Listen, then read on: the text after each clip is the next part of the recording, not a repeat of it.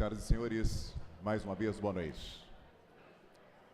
Em continuidade dos trabalhos dessa noite, convidamos para compor a mesa de honra o presidente, professor Sebastião José Vieira Filho, procurador do município de Montes Claros e diretor do Centro de Ciências Sociais Aplicadas da Universidade Estadual de Montes Claros, Unimontes.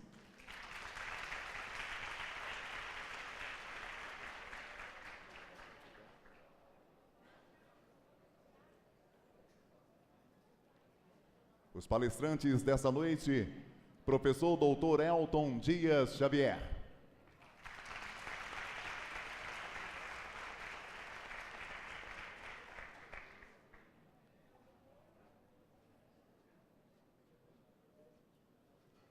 E o professor Dalmo de Abreu Dalari.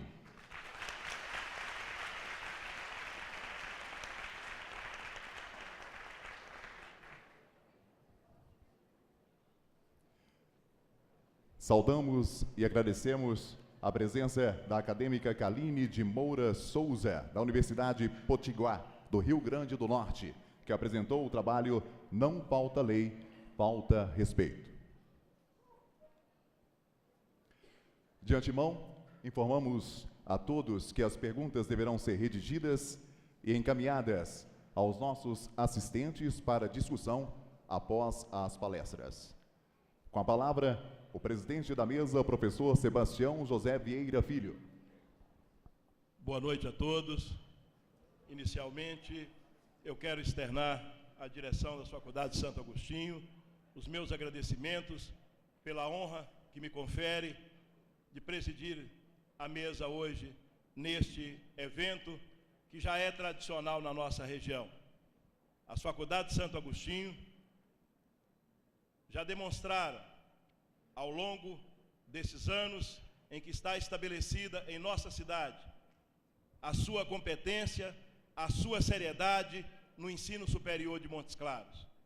É uma instituição que merece de todos nós o reconhecimento por tudo que ela tem feito em prol do ensino superior, em prol da qualificação de profissionais cada vez mais capacitados. Este evento, o Congresso Brasileiro de Direito e Teoria do Estado, que já está na sua 6ª edição, é uma oportunidade ímpar para nós profissionais do direito debatermos assuntos tão importantes como aqueles que versam sobre o direito administrativo, constitucional e tributário, que são os 3 eixos deste evento. Para demonstrar a importância deste evento, nós temos, como já tivemos nos eventos anteriores, mas abrilhantando hoje especificamente a presença ilustre do professor Dalmo de Abreu Dalari, que dispensa a apresentação, e o professor Elton, de quem eu tive a honra de ser professor na Unimontes, e hoje tenho a honra de ser o aluno, sou o seu discípulo. O professor Elton, que também integra os quadros da nossa instituição, a Unimontes, tem demonstrado também a sua seriedade e a sua competência. E eu tenho certeza que, assim como o professor Dalmo Dalari, o professor Elton irá nos abrilhantar hoje com uma bela conferência.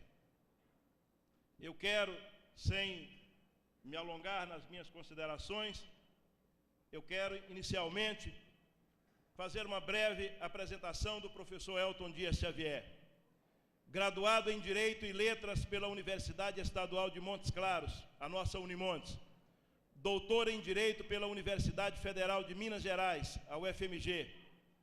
O professor Elton é professor titular da Unimontes, professor da Faculdade de Direito de Santo Agostinho e da Universidade de Buenos Aires, professor do Programa de Mestrado em Desenvolvimento Social da Unimontes e é também avaliador de cursos pelo INEP e o MEC. Atua basicamente na área do direito público. Eu passo então a palavra ao ilustre professor Elton Dias Xavier. Boa noite a todos. e a todas. Gostaria, primeiramente, de cumprimentar o professor Sebastião Vieira Filho, diretor do Centro de Ciências Sociais Aplicadas da Unimontes, nosso colega, professor do Departamento de Direito dessa mesma universidade, e agradecer ao professor Sebastião a disponibilidade de sempre estar aqui conosco. Professor Sebastião, desde o primeiro evento que realizamos aqui nessa faculdade, sempre nos prestigiou e hoje, mais uma vez, nos dá a honra aqui da sua presença. Gostaria também de cumprimentar o professor Dalmo de Abreu Dalari. Professor Dalmo, na verdade, este congresso aqui, nós simplesmente poderíamos encerrar nessa 6ª edição, porque daríamos por completo o nosso trabalho, tendo trazido aqui a Montes Claros para nos dar a honra de ouvi-lo falar nessa noite. Então, professor, na verdade, este evento, nós, Montes Claros, sente muito honrados com a tua presença aqui nesta noite. E, diante disso, a minha tarefa se torna muito difícil, ao passo que anteceder uma fala do professor Dalmo é algo realmente que me deixa extremamente constrangido. Porque logo que comecei a pensar em estudar direito, já conhecia todo o currículo do professor Dalmo. E quando pensava em que tipo de jurista, de homem público, algum dia eu pudesse me tornar, eu tinha em mente o perfil do jurista Dalmo de Abreu Dalari. Então, na verdade, a minha tarefa é muito difícil nessa noite. Sinto-me aqui como se estivesse fazendo uma preliminar de um grande clássico e, para ilustrar, Brasil e Argentina, e a preliminar Funorte e Ipatinga. Me sinto aqui extremamente, e totalmente na condição de Funorte e Ipatinga. Então, como no jogo nós temos que esperar os 90 minutos aqui, felizmente, eu posso abreviar o sofrimento de todos vocês e procurarei ser realmente o mais breve possível para, na verdade, ouvir o que todos aqui estamos nessa noite para ouvir o professor Dalmo. Bem, o tema que irei tratar é um tema singelo, não é um tema novo no direito público, no constitucionalismo brasileiro, porém, creio que neste evento, nessas searas, seria interessante tocar nesse assunto, haja vista a profusão, na verdade, de muitas decisões judiciais aqui mesmo na região ou mesmo no estado, desconsiderando algumas questões que vamos tratar. Meu tema proposto é a estrutura dos direitos sociais e a questão da sua exigibilidade. Então, a que ponto nós podemos considerar ou situar, primeiramente, o direito social dentro do quadro do direito constitucional brasileiro e, posteriormente, discutir a questão da sua exigibilidade ou concreção.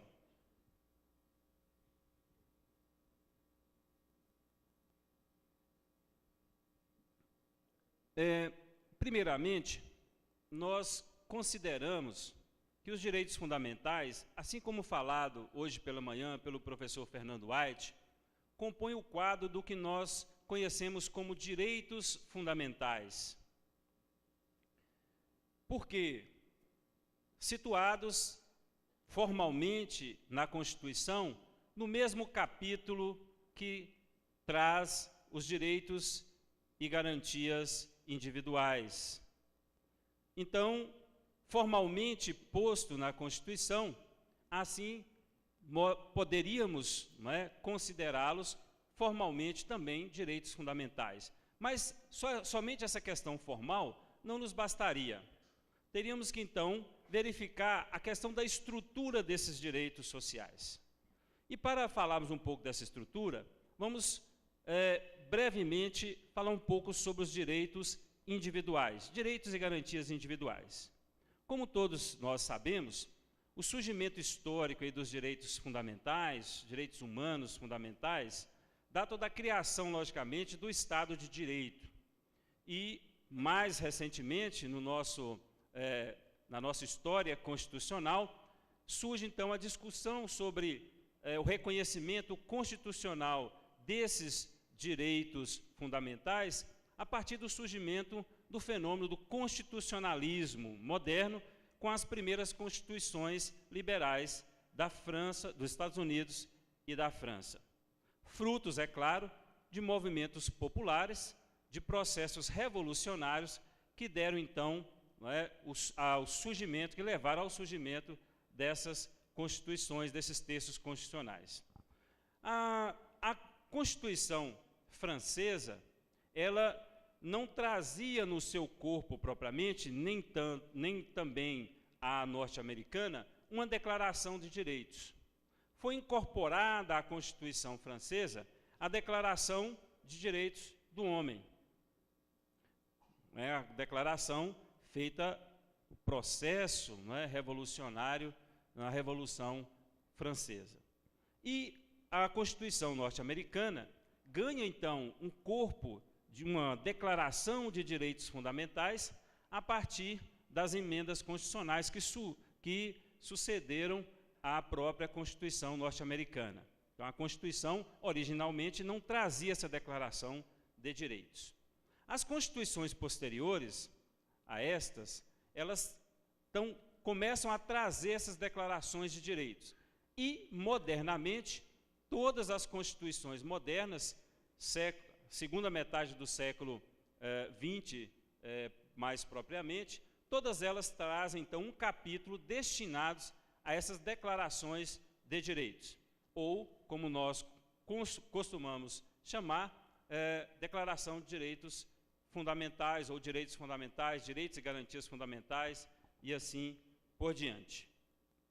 Na nossa Constituição atual, a de 1988, os direitos fundamentais estão colocados mais principalmente no artigo 5º, que é um longo artigo, com 78 incisos e alguns parágrafos, que traz, então, todo esse rol declarativo de direitos. Esses direitos fundamentais, que deram, então, aí, a origem, a fundamentação a esses nossos direitos fundamentais atuais, eram, em princípio, direitos de garantias do indivíduo, do homem burguês, contra o Estado. Lembrando que essas constituições, essas primeiras constituições, elas surgem num momento revolucionário, mas nós não podemos deixar de ter em mente que era uma revolução burguesa. Havia, logicamente, uma ascensão, uma consolidação de uma ascensão de uma classe e, portanto, essa classe, então, transformava as suas ideias, as suas concepções em direitos. E aí, esse homem burguês novo, que passava, então, a atuar propriamente como detentor também do poder político, já que ele tinha há algum tempo o poder econômico, ele passa, então, a incorporar nesses estatutos, nessas constituições, ok? Garantias para a sua, é claro, sobrevivência dentro do Estado. Então é aí que surgem esses direitos, chamados direitos de primeira dimensão ou primeira geração, que são direitos do indivíduo, principalmente, contra o Estado. O que quer dizer, gente? Direitos do indivíduo contra o Estado. Na verdade, eram direitos que garantiam o indivíduo de que o Estado não interferiria na sua esfera individual. Lembrando que, por que isso, esfera individual? Porque um dos pilares do liberalismo é justamente o princípio filosófico da individualidade. Lembra que o liberalismo, um dos pressupostos, é justamente o que? A propriedade privada, individualizada dos bens. Então, esse indivíduo teria que ter garantias de que o Estado não se imiscuiria, não interferiria nos seus negócios. E aí então surge toda uma categoria de direitos para assegurar esse indivíduo contra o Estado.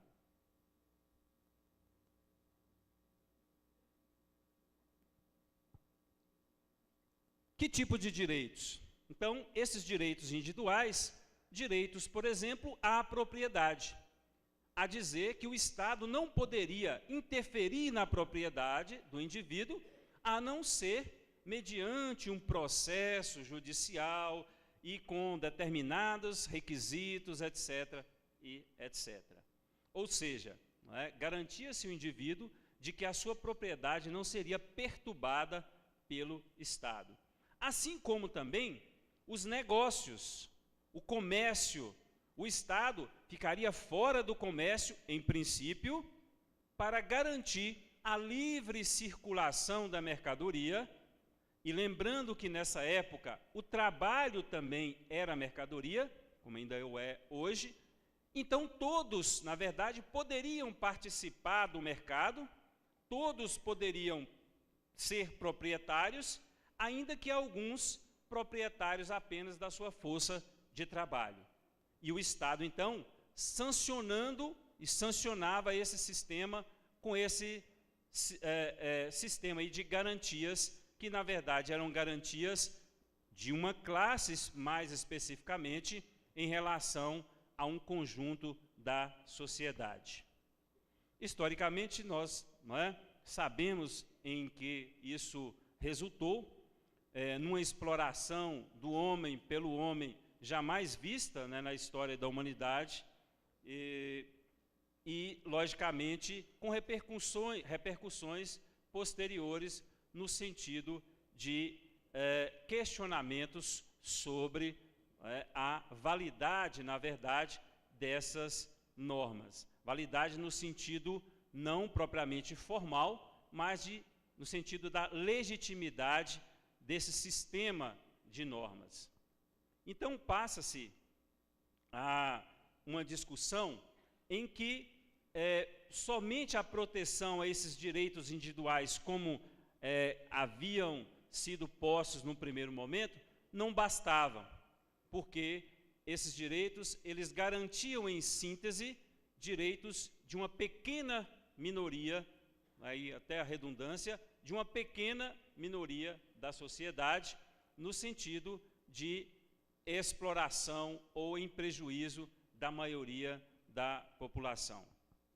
E aí que começa a surgir a discussão sobre direitos de coletividades, direitos de indivíduos em conjunto, ou direitos sociais propriamente.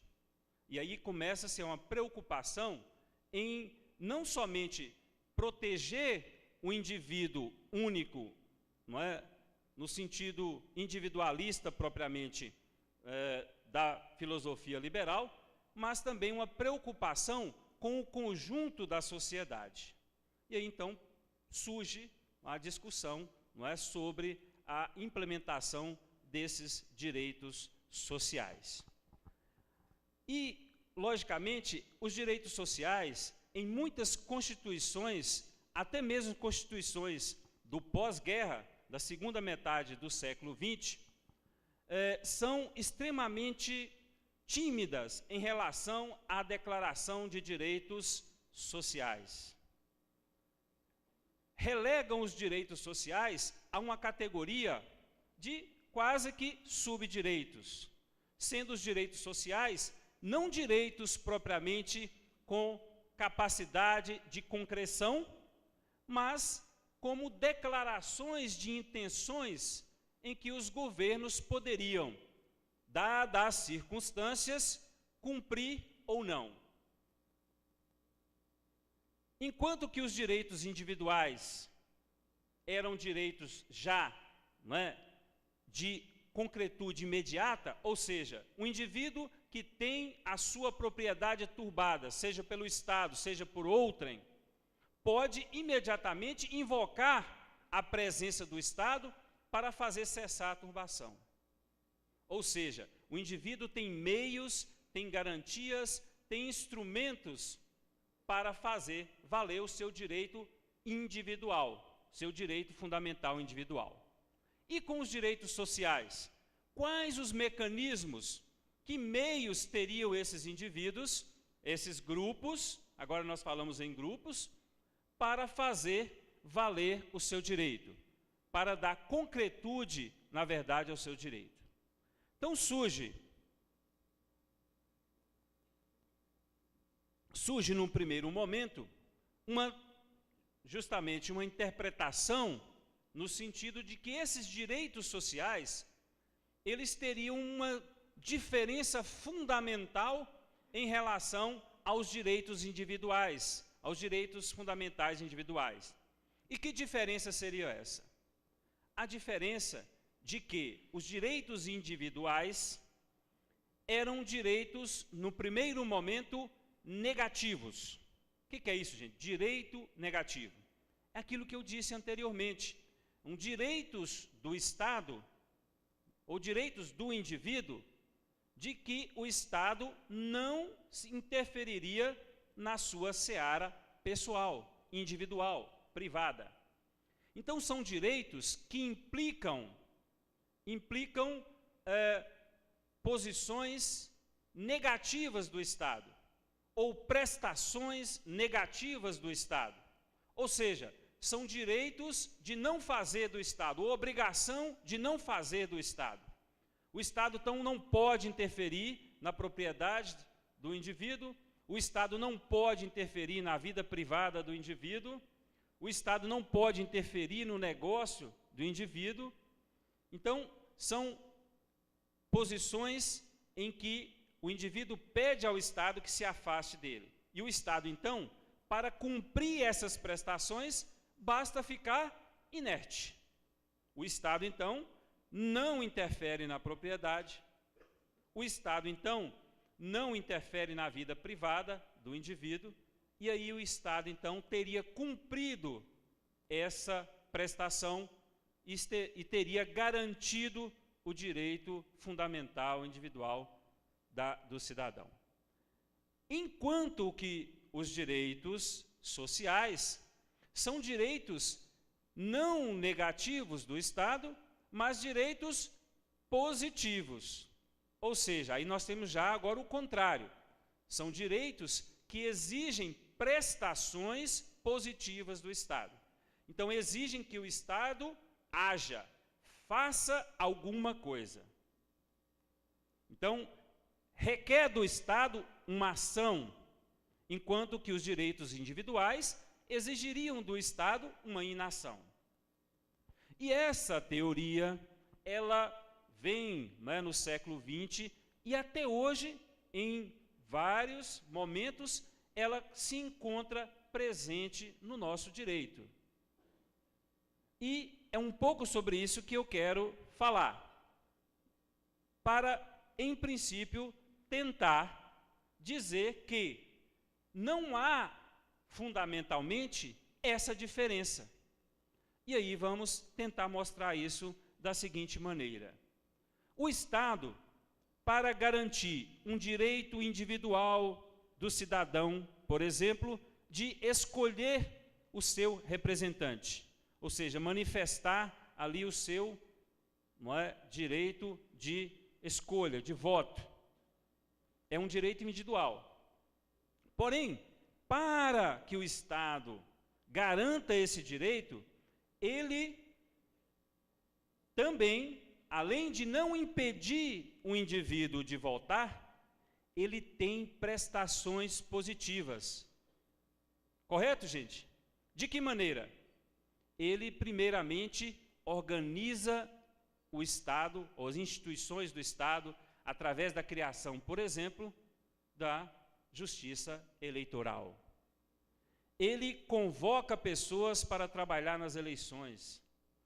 Ele faz leis que regulam o processo eleitoral, a criação de partidos, os requisitos para a candidatura, os requisitos para a votação. Então, todas essas são prestações positivas do Estado, mesmo quando esse direito individual seria um direito negativo, ou seja, um direito que o Estado não poderia impedir o indivíduo de um cumprimento de uma prerrogativa, de um direito, o exercício de um direito. No campo da propriedade, da mesma forma, o Estado, para garantir a propriedade, não basta que ele não interfira na propriedade do indivíduo, do cidadão.